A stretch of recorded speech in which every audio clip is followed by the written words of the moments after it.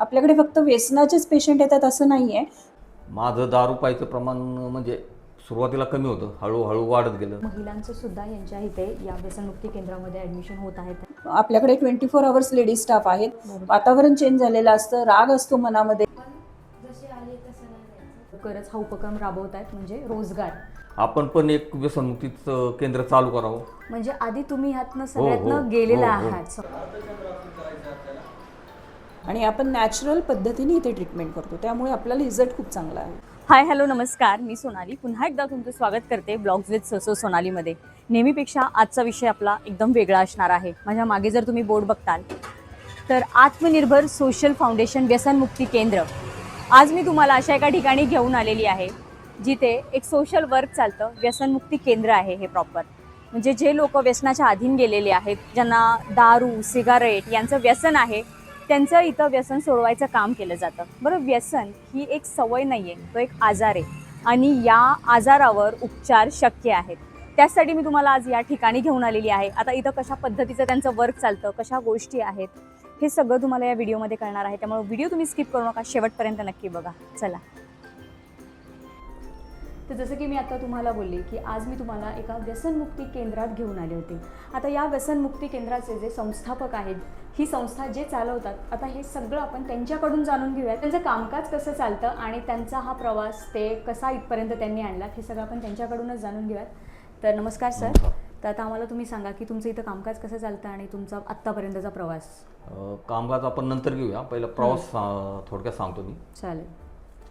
माझं दारू प्यायचं प्रमाण म्हणजे सुरुवातीला कमी होतं, हळूहळू वाढत गेलं. त्यानंतर 2017मध्ये एका व्यसनमुक्ती केंद्रात मला ॲडमिट केलं गेलं. आणि तिथं मी टोटली 5.5 महिने माझे त्या व्यसनमुक्ती केंद्रात गेले. त्यानंतर बाहेर आल्यानंतर मी ए मीटिंग जॉईंट केली.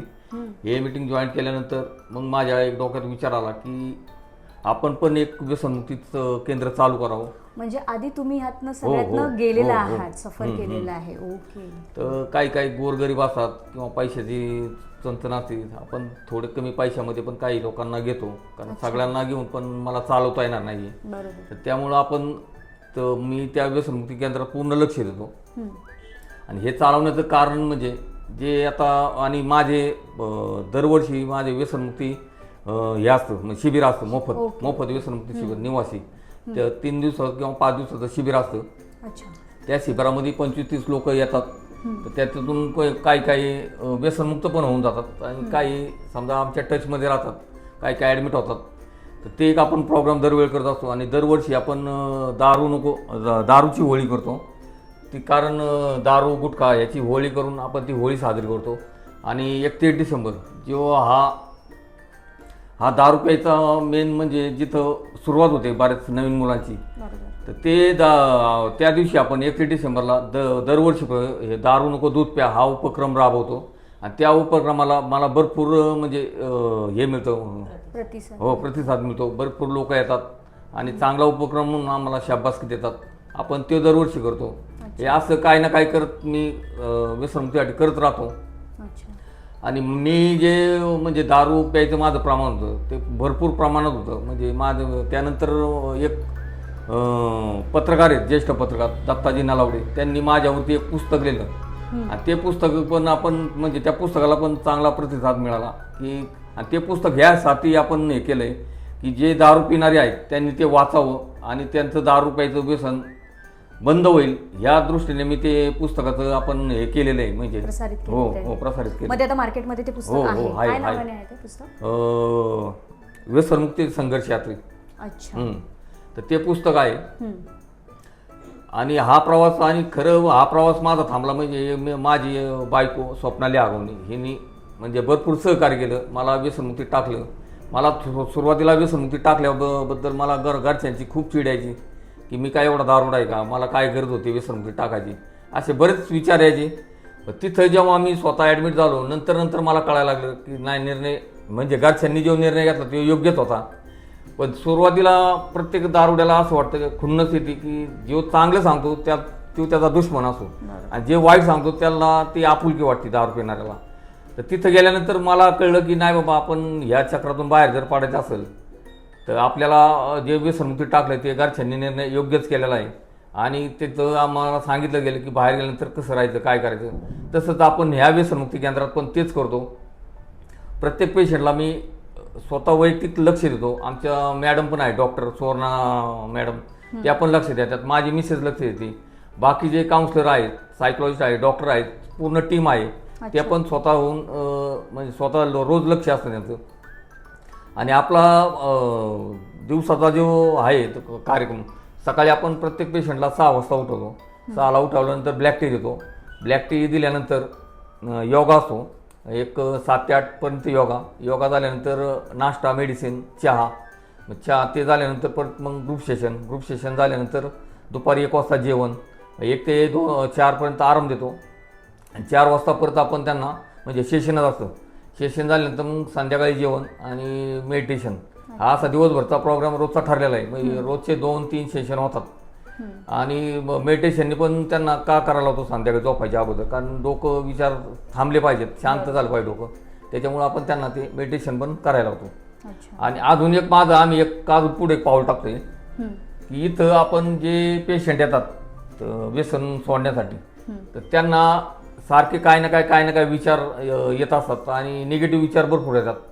आणि काम जी करायची सवय असते ती नसते. ती सवय लावण्यासाठी आपण 1-2 प्रकल्प राबवणार आहे इथं, की त्यांना त्यापासून मेणबत्ती बनवणं, अगरबत्ती बनवणं किंवा असे काय ना काय की स्वतः प्रोडक्ट तयार करायचं आणि ते विकायचं कसं बाजारात, ह्याचं आम्ही म्हणजे माझी त्या कंपनीशी बोलणं झालेलं आहे. तर आपण एक चालू करतोय की त्यांना बाहेर गेल्यानंतर दारूमुळं आपलं काम, पैशाचं बरंच नुकसान झालेलं असतं मग घरच्यांचं. तर कुठंतरी ते 2 पैसे आले पाहिजे आणि व्यसनापासून लांब राहून गुंतून राहिलं पाहिजे. यासाठी त्यांना ते मेणबत्ती किंवा अगरबत्ती काही असो ते बनवून त्यांना एक रोजगार पण चालू होईल. त्यासाठी आमचा तो एक प्रयत्न आहे. आणि आता आपण जे चालू आहे, आता आपण लेडीजचं चालू केलं महिलांसाठी. आता ते प्रमाण वाढलेलं आहे. तर ते आम्ही 2 वर्ष झालं आम्ही म्हणजे हे करतोय. तर सुवर्णा मॅडम आहेत, त्या डॉक्टरच आहेत स्वतः, आणि त्या स्वतः आयुर्वेदिक ट्रीटमेंट देऊन त्यांना म्हणजे पूर्ण हेच करतात, काउन्सिलिंग करून स्वतः लक्ष देतात. आणि 24 तास ते थांबतात तिथं, प्रत्येक पेशंटकडे लक्ष असतं त्यांचं. आणि त्या स्वतः डॉक्टर असल्यामुळं बाकीचं म्हणजे कुठलाही आजार असेल काय असेल तर त्या स्वतः लक्ष देतात ते. म्हणजे आता महिला जेंट्स सोबत महिलांचं सुद्धा यांच्या इथे या व्यसनमुक्ती केंद्रामध्ये ॲडमिशन होत आहे, जसं त्यांनी सांगितलं. आणि सगळ्यात महत्त्वाची गोष्ट मला जी आवडली की त्यांनी सांगितलं की आता ते लवकरच हा उपक्रम राबवत आहेत, म्हणजे रोजगार, म्हणजे कामात त्यांचं मनसुद्धा गुंतून राहील, बसून एक लोकांच्या मनात विचार येतात, कामसुद्धा ते करतील, एक रोजगारसुद्धा त्यांना मिळेल. आणि ही खूप छान कल्पना आहे, ही मला फार आवडली की कुठेतरी ते व्यस्त राहतील. आणि रोजचं कसं त्यांचं रुटीन बिझीच आहे, म्हणजे कसं काही ना काहीतरी सेशन पण ते कसले असतात म्हणा, ते जे त्यांचे सेशन व्यसनाबद्दल असतात, व्यसनाचे सेशन वगैरे होतात. या व्यसनातून बाहेर कसं पडायचं. अच्छा, तर प्रॉपर इथं सगळं त्यांचं बघा रुटीन त्यांचं पूर्ण बिझी ठेवलेलं आहे. म्हणजे सकाळी उठल्यापासून ते संध्याकाळी काय करायचं यात पूर्ण या लोकांना बिझी ठेवलेलं आहे. आणि महिलांचं आणि पुरुषांचं वेगवेगळं आहे ना, म्हणजे पूर्ण त्यांचं सेक्शन टोटली वेगळे आहे. पण अजून एक मला विचारायचं होतं, आता हे लोक जे आहेत इथे ते किती टाइम पिरियडसाठी असतात, किती तुम्हाला अनुभव आहे की तेवढ्याच्यात त्यांची सुटली आहे, किंवा जुनी लोक कोणी असतील तुमच्याकडनं गेली तिथून अशी सोडून. आता कुठलंही व्यसन करायला जगात कुठलंही मेडिसिन किंवा औषध कसलं काही नाही आहे. तर व्यसनमुक्ती हा शेवटचा पर्याय आहे. कुठलंही व्यसन सोडायचं असेल तर व्यसनमुक्ती हा शेवटचा पर्याय आहे. आणि व्यसनमुक्तीमध्ये ॲडमिट केल्यानंतर 90 दिवस आपण त्यांना ठेवतो. इथं ठेवल्यानंतर काउन्सिलिंग, ग्रुप सेशन, पूर्ण कुटुंबाची काउन्सिलिंग असते. त्यामध्ये त्यांचे काय प्रश्न आहेत, का व्यसन करतो, हे सगळं प्रश्न जाणून घेऊन त्याच्यावरती आम्ही काम करत असतो. मग तुम्हाला आता जे आता 5-6 वर्ष झालं तुम्ही म्हणजे आता गेले तिथून, मग त्यांचं आहे अजून तुम्ही कॉन्टॅक्टमध्ये? हे झाले त्यांच्या घरगुती कार्यक्रमांना पण मला बोलवतात, मी स्वतः जातो त्यांच्या कार्यक्रमाला, लग्न असो, पूजा असो. पण मी बाहेर जरी असले पुणे जिल्ह्याच्या बाहेर, तर मी त्यांच्या कार्यक्रमाला हजेरी लावतो. कारण मला तिथं गेल्यानंतर त्यांच्या घरातल्यांचा जो चेहरा असतो तो आनंदी, आणि हे पाहून मला म्हणजे एक वेगळंच वाटतं, म्हणजे एक समाधान वाटतं. आणि ते पाहूनच मी त्यासाठी जात असतो, कारण हा मुलगा आता दारू पित नाही, त्यामुळे मला समाधान वाटतं. आणि त्यांच्या महत्त्वाचं म्हणजे त्यांच्या घरची समाधानी असतात. बरोबर. आणि किती वयापासून आहे तिथं तुमच्याकडे आता हे जे आहेत स्टाफ जे आलेत ते? वय काय आहे त्यांची? वय काय 18, 19, 20, 50, 60 वय पण लोक आहेत. एवढ्या कमी वयापासून आहे. की आता मगाशी आम्हाला सरांनी सांगितलं की लेडीजचं सुद्धा तुम्ही ॲडमिशन करून घेताय, पण मग पॅरेंट्स लोकांचे प्रश्न नाही आहेत का की आता लेडीज एक सिक्युरिटीच्या ह्याने विचार केला तर थोडंसं कसं आहे मग ते? पॅरेंट्स आता कुठल्याही पेशंटला ॲडमिशन करायचं म्हटलं की पॅरेंट्स पहिली चौकशी करतात, तर त्याच्या दृष्टीने आपल्या सगळ्या सुखसोयी उपलब्ध आहेतच इथे, की जेणेकरून त्यांचं ॲडमिशन करताना कॅमेऱ्याच्या सोयीज आहेत का, त्यांचं जेवणाची व्यवस्था काय आहे, किंवा त्यांचे मेडिसिन्स किंवा काउन्सिलिंग ट्रीटमेंट त्यांची काय होते, कुठले डॉक्टर्स आहेत, तुम्ही कुठल्या प्रकारे त्यांना ट्रीट करता, ह्या सगळ्या गोष्टींची चौकशी पॅरेंट्स लोक हे करतात. त्याच्यामुळे आपल्याकडे ह्या सगळ्या गोष्टींचा आधीच अंदाज असल्यामुळे आणि आपले यापूर्वी देखील जसं की मगाशी सरांनी सांगितलं की आपलं जेंट्ससाठी सुद्धा आत्मनिर्भर व्यसनमुक्ती केंद्र चालूच आहे. तोही अनुभव पूर्णपणे आम्हाला असल्या कारणाने ह्या क्षेत्रातही आम्ही ती उडी घेतलेली आहे आणि ह्या पूर्ण नियोजनानुसारच आपण हा व्यसनमुक्ती केंद्र सुरू केलेलं आहे. त्यामुळे इथे पहिलं ॲडमिशन करताना त्यांची फिजिकल कंडिशन काय आहे, त्यांना कुठल्या ट्रीटमेंटची गरज आहे, किंवा त्या ड्रिंकच्या किंवा व्यसन म्हणजे फक्त हे एकाच गोष्टीचं व्यसन नसतं, ते अनेक प्रकारचं व्यसन असतं. कोणी ड्रिंक्स करतं, कोणी ड्रग्स करतं, कोणी स्नेक बाईट्स करतं, अनेक प्रकारची व्यसनं इथे आहेत. त्याच्यावर प्रत्येक व्यसनावरती कशा पद्धतीने आपण उपचार करायचे, काय कुठली ट्रीटमेंट आपण त्यांना देणं गरजेचं आहे, ह्या सगळ्या गोष्टींचा विचार करूनच पुढे आपण ट्रीटमेंट सुरू करतो. परंतु तत्पूर्वी आपण त्यांची ब्लड चेक पूर्णपणे करतोच आणि म्हणजे admission पूर्वी? आणि मग ओके. तिथून पुढेच आपण त्या ट्रीटमेंटला सुरुवात करतो. त्यामुळे पूर्ण सिक्युअरली इथे जो काय उपक्रम आहे तो पूर्ण एकदम व्यवस्थित आहे. अच्छा. मग घरच्यांशी त्यांचं कॉन्टॅक्ट वगैरे कसं काय? घरच्यांशी कॉन्टॅक्ट करायचं जर झालं तर ते 1 महिनाभर तरी आधी करून दिलं जात नाही. अच्छा. कारण त्यांचा पूर्ण राग हा घरच्यांवरच असतो. बरोबर. त्यामुळे त्यांना सुरुवातीला त्यांना ते काहीच इथेच नाही कुठल्याच व्यसनमुक्ती केंद्रामध्ये ते त्यांना अवेलेबल नाही आहेत फोन कॉल्स वगैरे. आपण घरच्यांशी जर कॉन्टॅक्ट करायचा असेल तर त्यांना आपण त्यांचे व्हिडिओज दाखवू शकतो, फोटोज दाखवू शकतो. म्हणजे तुम्ही ते पाठवता त्यांना? हो. ह्या आपण गोष्टी त्यांना क्लिअर करू शकतो की जेणेकरून त्यांनाही समजतं की आपला पेशंट आपण यांच्या ताब्यात दिलेला आहे आणि ते डेली त्या पेशंटला पाहू शकतात. Okay okay. हा, म्हणजे ते तेवढं त्यांना समोरासमोर नाही. ओके. व्हिडिओ मार्फत, फोटो मार्फत, फोटोज मार्फत हे होतं आणि नंतर 1 महिन्यानंतर त्यांचं फोनवर कॉन्टॅक्ट करून देणं, ह्या अशा गोष्टी हे होऊ सगळं शकतात. तुम्हीच बघताय? हो, आपल्या बरोबर सुवर्ण मॅडम, डॉक्टर सुवर्ण मॅडम आहेत. अच्छा. आता इथे आपल्यासोबत डॉक्टर सुवर्ण मॅडम पण आहेत, ज्या इथे जे पेशंट आहेत त्यांची ट्रीटमेंट बघतात. तर आता मला त्यांच्याकडनं पण जाणून घ्यायचं आहे की त्यांना काय अनुभव आहेत त्यांचे. तर नमस्कार डॉक्टर. नमस्कार. तर आता मला सांगा की आता हे लेडीज यांनी सुरू केलं आहे, तर लेडीजचंच का असं वाटलं तुम्हाला सगळ्यांना? ओके. नमस्कार, मी डॉक्टर सुवर्णा तुंगे. गेले 17 वर्षाचा व्यसनमुक्ती केंद्राचा मला अनुभव आहे आणि सुभाषदादांशी म्हणजे आत्मनिर्भर या सोशल फाउंडेशनशी गेले 2 वर्षाची माझा टॅप आहे. जेव्हा आम्ही एकदा असंच बसलो होतो, चर्चा करत होतो, तेव्हा आम्ही असं सहज विचार केला की आपण ट्रीटमेंट जेंट्सची करतोय, पण तसं पाहायला गेलं तर घरची मानसिकता पण ही थोडीशी बिघडलेली असते. काही मुली ज्या लहान वयापासून ते तारुण्य वयापर्यंत जे वडिलांना पाहतात की वडील ड्रिंक करताय, तर त्यांचीही थोडीशी लाईफस्टाईल चेंज होते, त्यांच्याही वागणुकीत, मुलांच्याही वागणुकीत फरक पडतो, किंवा काही महिला मानसिक आजारांमध्ये गुंतलेल्या जातात. त्याच्यामुळे आम्ही असं ठरवलं की आपण पुढच्या भवितव्यासाठी म्हणजे एक चांगलं सोशल काम करण्यासाठी आपण एक लेडीज महिलांचं एक रिहॅब सेंटर ओपन करूया आणि त्या प्रकारे आम्ही तो विषय मांडला आणि पुढे मॅडम, सर आणि मी आमच्या ह्या प्लॅनिंगनुसार आम्ही इथे पुढेपर्यंत आलेलो आहोत. मस्त. मग हे कसं चालतं तुमची सगळी ट्रीटमेंट वगैरे या गोष्टी? जसं मॅडमनी सांगितलं की पहिली इन्क्वायरी मॅडम करतात, त्यांची हिस्ट्री घेतात, त्यांचं ब्लड इन्व्हेस्टिगेशन करतात, त्याच्यानंतरनं फॅमिलीची हिस्ट्री, ह्या सगळ्या गोष्टी मॅडमनी हँडल केल्याच्या नंतरनं पेशंट जेव्हा पिकअप, काही वेळेस फॅमिली म्हणते आम्ही सोडायला येतो, लेडीजच्या बाबतीत नको असं त्यांना वाटतं, काही वेळेस ते म्हणतात नाही मॅडम तुम्ही या. तर त्यावेळेस आम्ही स्टाफ, आपल्याकडे 24 आवर्स लेडीज स्टाफ आहेत, लेडीज आपल्याकडे स्टाफ नर्स आहेत, त्याच्यानंतरनं मॅट्रन्स आहेत आणि मी आहे, एक डॉक्टर म्हणून मी आहे, लॅबची सोय आहे. आणि मग अशा वेळेस आम्ही पिकअप स्टाफ आम्ही घेऊन जाऊन त्या मुलीचं पिकअप व्यवस्थित सेफली घेऊन येतो. घेऊन आल्याच्या नंतरनं 10 दिवस तिला एकदम शांत, का तर तिची मानसिकता एकदम ओके नसते, का तर शेड्यूल एकदम चेंज झालेलं असतं, वातावरण चेंज झालेलं असतं, राग असतो मनामध्ये आणि त्यामुळे ते एकदम भडका होईल किंवा विड्रॉलचे सिम्पटम्स होईल. आपल्याकडे फक्त व्यसनाचेच पेशंट येतात असं नाही आहे, तर मानसिक आजाराचे सुद्धा 16 वर्षापासून ते 50 वर्षापर्यंत आपल्याकडे लेडीज येत असतात. आणि मग अशा कंडिशनमध्ये मग आपण थोडंसं स्लोली स्टार्टिंग काय करतो, स्टार्टिंग आपण हे करतो की त्यांच्याशी 1 to 1 संवाद म्हणजेच काउन्सिलिंग स्टार्ट केल्याच्या नंतर ना थोडंसं ती ओपनली होते.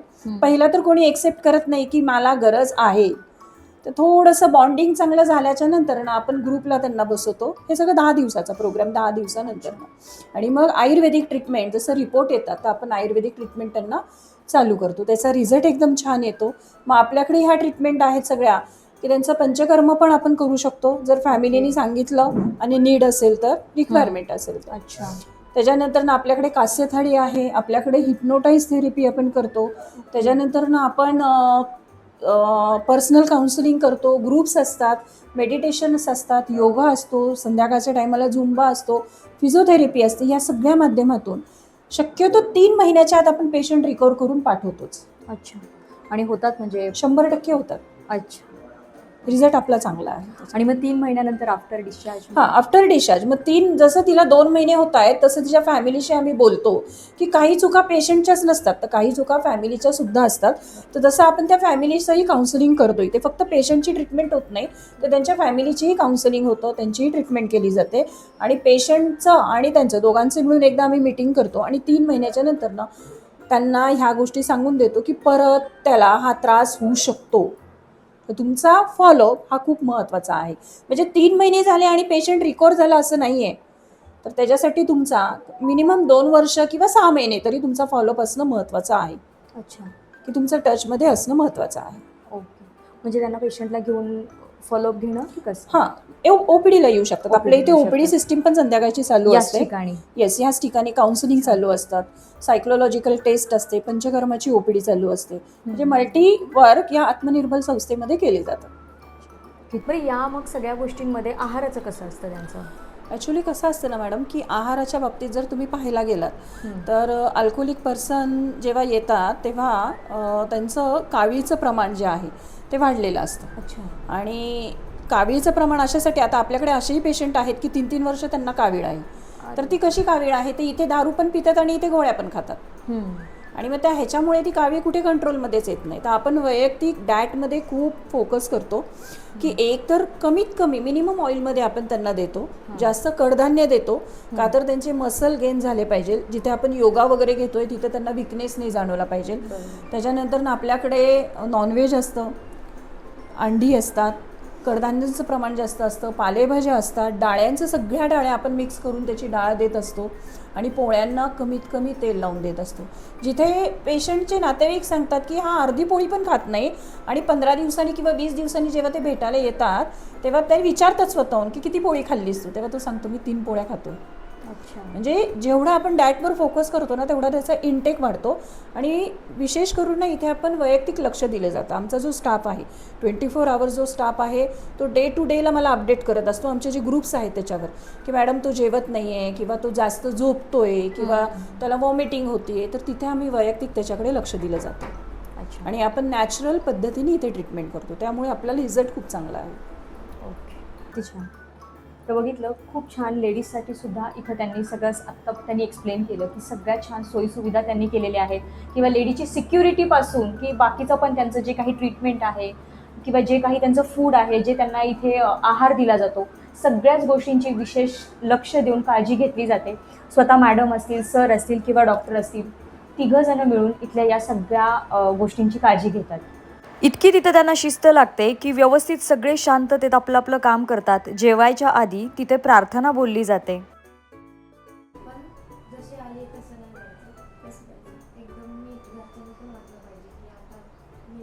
किंवा काही मॅरिड असेल तर त्यांचे मिस्टर असतात, आहे की नाही.